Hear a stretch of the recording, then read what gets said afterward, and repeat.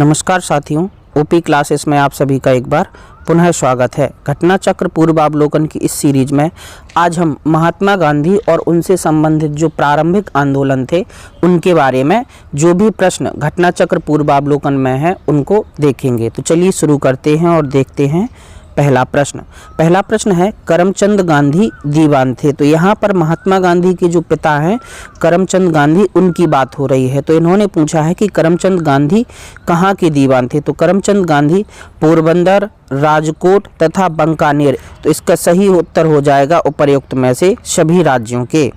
अगला प्रश्न है निम्नलिखित में से किस कॉलेज में गांधी जी ने पढ़ाई की थी। तो गांधी जी की पढ़ाई श्यामलदास कॉलेज भावनगर में हुई थी। अगला प्रश्न है दक्षिण अफ्रीका में रहने की अवधि में महात्मा गांधी ने निम्न में से जिस पत्रिका का प्रकाशन किया था उसका नाम था। तो दक्षिण अफ्रीका में जब महात्मा गांधी रहे थे तो उस समय महात्मा गांधी ने इंडियन ओपिनियन नाम की एक पत्रिका निकाली थी। यह पत्रिका हिंदी, अंग्रेजी, तमिल तथा गुजराती में छपती थी। अगला प्रश्न है फिनिक्स फार्म हाउस कहाँ है। तो फिनिक्स फार्म हाउस दक्षिण अफ्रीका के डरबन में स्थित है और वर्ष 1904 में महात्मा गांधी ने इसकी स्थापना की थी। M.K. गांधी समर्थक थे। तो महात्मा गांधी दार्शनिक अराजकतावाद के समर्थक थे।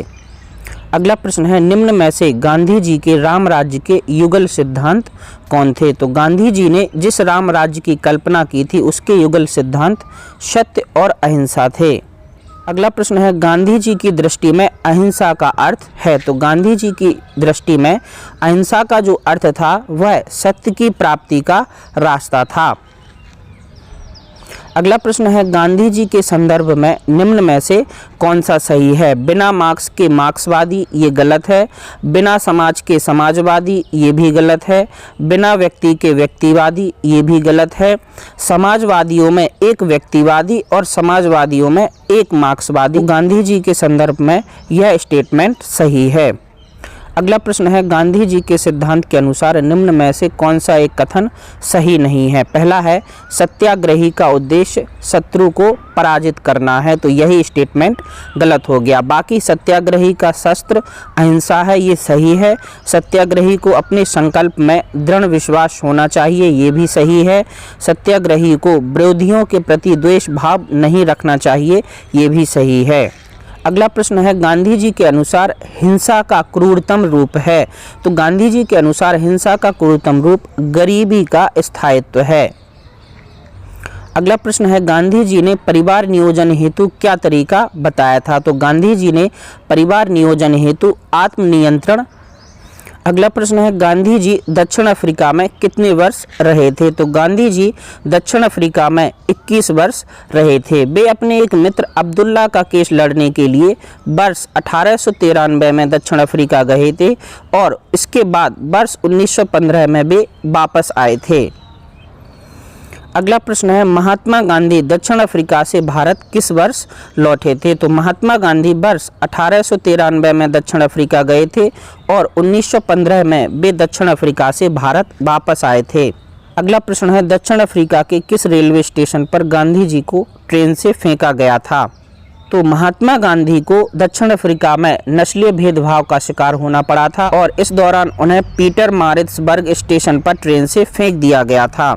अगला प्रश्न है भारत के स्वतंत्रता आंदोलन के दौरान महात्मा गांधी द्वारा स्थापित साबरमती आश्रम नगर के बाहर स्थित है। तो साबरमती आश्रम महात्मा गांधी द्वारा अहमदाबाद नगर के बाहर स्थित किया गया था।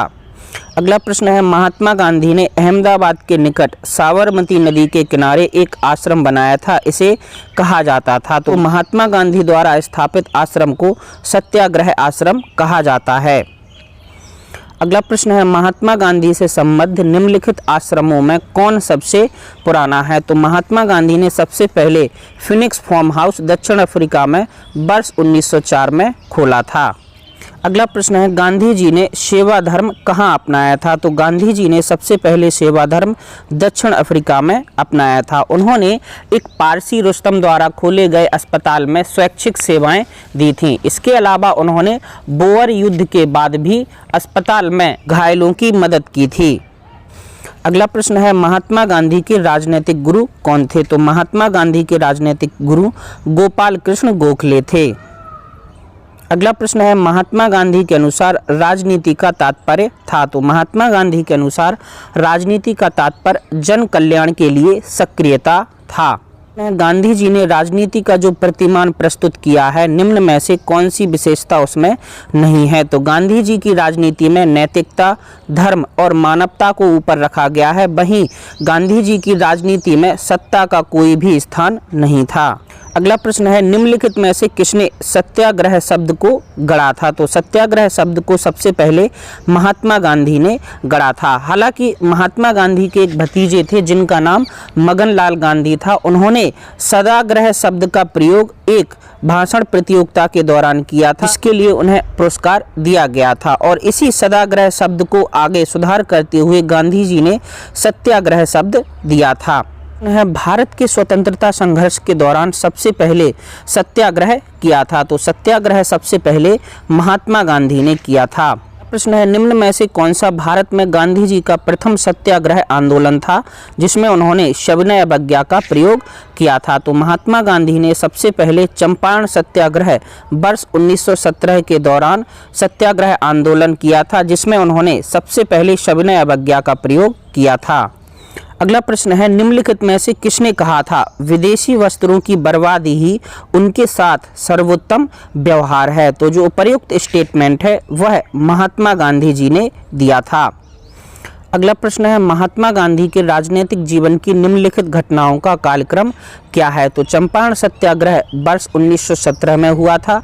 अहमदाबाद मिल हड़ताल फरवरी 1918 में हुई थी।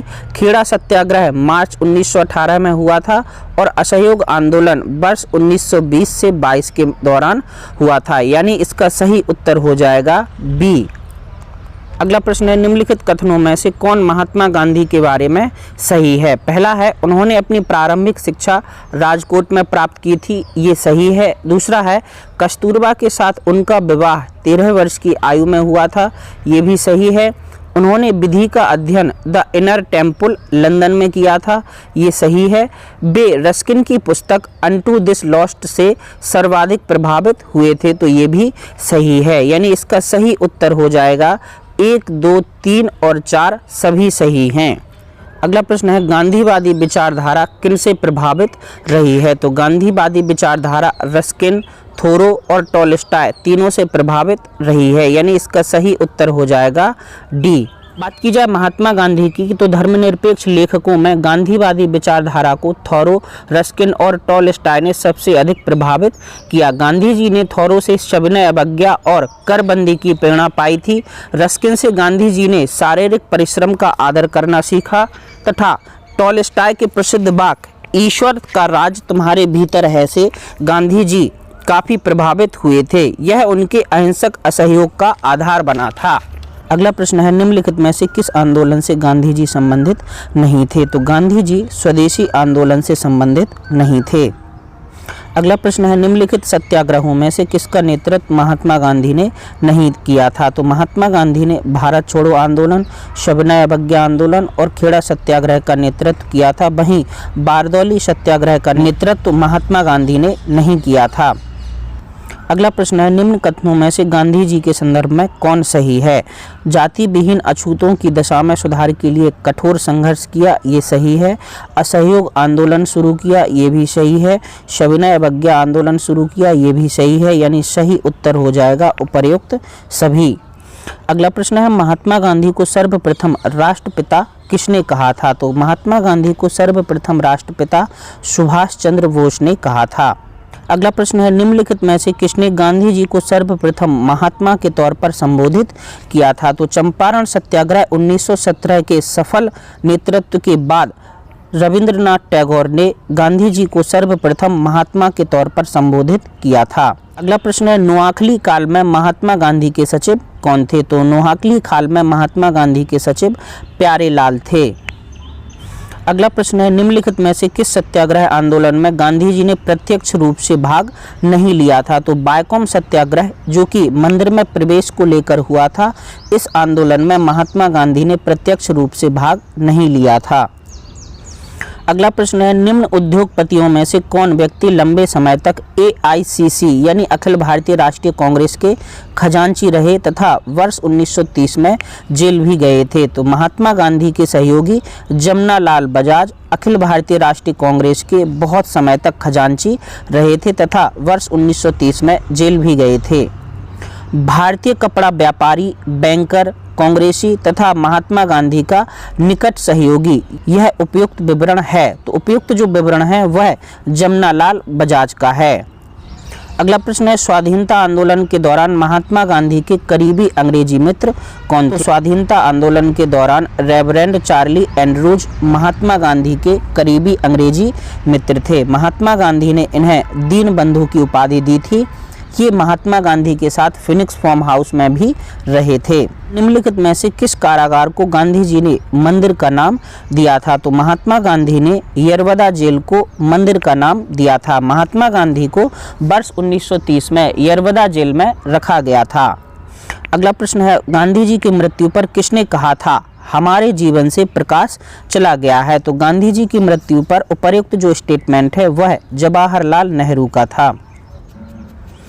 अगला प्रश्न है, गांधी जी को वन मैन बाउंड्री फोर्स कहकर किसने संबोधित किया था? तो गांधी जी को one man boundary force Mountbatten ने कहा था। उन्होंने कहा था कि जो काम 50,000 हथियारबंद फौज नहीं कर सकती वह काम अकेले महात्मा गांधी कर सकते हैं।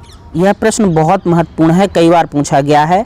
निम्न में से किसने महात्मा गांधी को आदेशित किया था कि वह भारत में प्रथम वर्ष खुले कान पर मुंह बंद कर व्यतीत करें? तो महात्मा गांधी जब दक्षिण अफ्रीका से वर्ष 1915 में वापस आए तो गोपाल कृष्ण गोखले ने उनसे ये कहा था कि पहले वर्ष वे भारत में खुले कान पर मुंह बंद करके व्यतीत करें, जिससे कि उन्हें भारत के वर्तमान परिदृश्य को समझने में आसानी हो।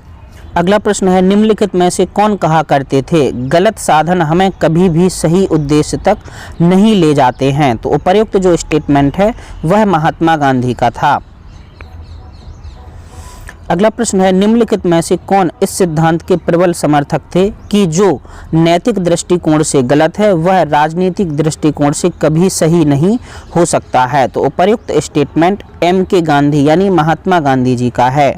अगला प्रश्न है, गांधी जी ने अपना पहला सत्याग्रह आरंभ किया था? तो गांधी जी ने पहला सत्याग्रह वैसे तो अपना वर्ष 1917 में चंपारण सत्याग्रह के दौरान शुरू किया था, लेकिन इसमें ऑप्शन में वह उत्तर दिया नहीं गया है। तो 1918 का जो अहमदाबाद मिल मजदूर हड़ताल हुई थी उसमें सत्याग्रह का भी महात्मा गांधी ने प्रयोग किया था। तो मजदूरों को कम वेतन दिए जाने के विरुद्ध में यह इसका सही उत्तर हो सकता है। प्रश्न है, निम्न में से किस आंदोलन में महात्मा गांधी ने पहली बार भूख हड़ताल का प्रयोग हथियार के रूप में किया था? तो महात्मा गांधी ने पहली बार भूख हड़ताल का प्रयोग अहमदाबाद की हड़ताल के दौरान किया था, जो कि वर्ष 1918 में हुई थी। अगला प्रश्न है, महात्मा गांधी ने भारत में अपना पहला जन भाषण कहाँ पर दिया था? तो महात्मा गांधी ने वर्ष 1916 में बनारस हिंदू विश्वविद्यालय के उद्घाटन के मौके पर वाराणसी में अपना पहला जन भाषण दिया था। अगला प्रश्न है, निम्नलिखित में से किसके लिए अहमदाबाद सत्याग्रह आरंभ किया गया था? तो अहमदाबाद सत्याग्रह सूती मिल कामगारों के लिए शुरू किया गया था। उसने गांधी जी के ट्रस्टीशिप के सिद्धांत के प्रतिपाद्य के संबंध में निम्नलिखित युग्मों में से कौन सा एक सही? तो गांधी जी ने सबसे पहले दक्षिण अफ्रीका में वर्ष 1903 में ट्रस्टीशिप का सिद्धांत दिया था। उन्होंने वहां पर अपनी एक लॉ फर्म स्थापित की थी। अगला प्रश्न है, MK गांधी के अनुसार अस्पृश्यों का सामाजिक आर्थिक सुधार संपन्न किया जा सकता है? तो महात्मा गांधी के अनुसार यदि अस्पृश्यों को उनके लिए कुटीर उद्योग स्थापित कर दिए जाएं तो उनका सामाजिक और आर्थिक सुधार संभव हो सकता है। गांधीयन इनोवेशन यानी गांधी जी का नवाचार का तात्पर्य क्या है? तो गांधीयन इनोवेशन के अंतर्गत यह बताया गया था कि कम निवेश से अधिक उत्पादन अधिक लोगों के लिए किया जाए, तो इसे गांधीयन इनोवेशन कहा जाता है। अगला प्रश्न है, किसने यूरोपियन नील बागान मालिकों द्वारा किसानों के शोषण की तरफ गांधी जी का ध्यान आकर्षित किया था? तो राजकुमार शुक्ल ने सबसे पहले वर्ष 1917 में यूरोपियन नील बागान मालिकों द्वारा किसानों के शोषण की तरफ गांधी जी का ध्यान आकर्षित किया था। इस समय 3 कठिया पद्धति जो कि चंपारण में मौजूद थी, उसकी समाप्ति के लिए गांधी जी ने चंपारण सत्याग्रह किया था। चंपारण में 3 कठिया प्रथा का तात्पर्य था। तो 3 कठिया प्रथा का तात्पर्य था 3/20 भूभाग पर नील की खेती करना। अगला प्रश्न है, निम्नलिखित कथनों पर विचार कीजिए। पहला है, डॉक्टर राजेंद्र प्रसाद ने महात्मा गांधी को चंपारण आने तथा कृषकों की समस्या जांच करने के लिए राजी किया था। तो ये गलत है, क्योंकि चंपारण में आने के लिए महात्मा गांधी को राजकुमार शुक्ल ने बुलाया था। दूसरा है, चंपारण जांच में आचार्य जे.बी. कृपलानी महात्मा गांधी के सहयोगियों में से एक थे। तो ये सही है, यानी इसका सही उत्तर हो जाएगा केवल 2। अगला प्रश्न है, चंपारण संघर्ष में निम्नलिखित में से किन्होंने महात्मा गांधी का साथ दिया था। तो चंपारण सत्याग्रह में राजेंद्र प्रसाद और अनुग्रह नारायण सिन्हा ने महात्मा गांधी का साथ दिया था। अगला प्रश्न है, भारत में नियोजित विकास का विरोध किसने किया था। तो महात्मा गांधी भारत में नियोजित विकास के विरोधी थे। वे मशीनीकरण के विरोधी थे, वहीं वे कुटीर उद्योग के समर्थक थे। अगला प्रश्न है, निम्नलिखित में से कौन चंपारण सत्याग्रह के संबंध में सही नहीं है। पहला है, यह किसानों से जुड़ा था। तो ये सही है। दूसरा है, इसे 3 कठिया प्रथा के विरुद्ध संचालित किया गया था। ये भी सही है। तीसरा है, डॉक्टर राजेंद्र प्रसाद तथा जे.बी. कृपलानी इसमें गांधी जी के सहयोगी थे। तो ये भी सही है। अगला है, यह प्रथम आंदोलन था जिसे M.K. गांधी ने संपूर्ण भारत के स्तर पर आरंभ किया था। तो ये गलत हो गया। में पूछा गया है कि महात्मा गांधी के चंपारण सत्याग्रह का किसने विरोध किया था। तो N.G. रंगा ने महात्मा गांधी के चंपारण सत्याग्रह का विरोध किया था। वहीं चंपारण सत्याग्रह के दौरान ही रविंद्रनाथ टैगोर ने महात्मा गांधी को महात्मा की उपाधि दी थी। अगला प्रश्न है, खेड़ा के किसानों के पक्ष में महात्मा गांधी के सत्याग्रह संगठित करने के क्या कारण थे। पहला है, अकाल पड़ने के बावजूद प्रशासन ने भू राजस्व की उगाही स्थगित नहीं की थी। तो ये सही है। दूसरा है, प्रशासन का यह प्रस्ताव था कि गुजरात में स्थायी बंदोबस्त लागू कर दिया जाए। तो यह गलत है, यानी इसका सही उत्तर है केवल 1।